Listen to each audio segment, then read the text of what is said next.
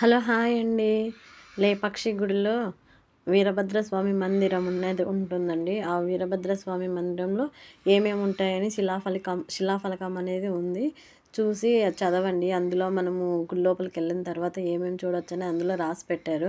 తర్వాత గుడిని చూస్తే గుడి అనేది చాలా అందంగా ఉందండి. పురాతనమైన గుడి. చాలా మంచిగుంది. చూడ్డానికైతే చాలా మంచిగుంది. చాలా మంచి శిల్పకళ అనేది చాలా బాగుందండి. నిజంగా గాని మీరు వెళ్లి చూస్తే మాత్రం గుడి అనేది చాలా అద్భుతంగా ఉంటుంది.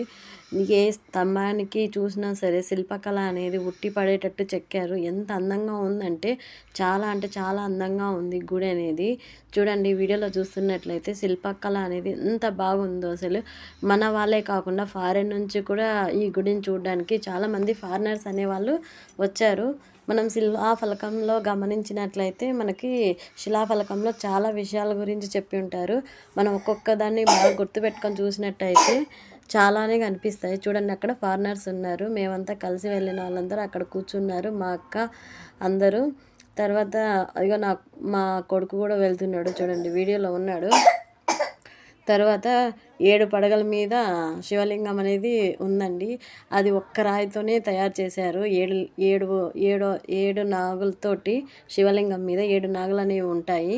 చూడండి బాగా.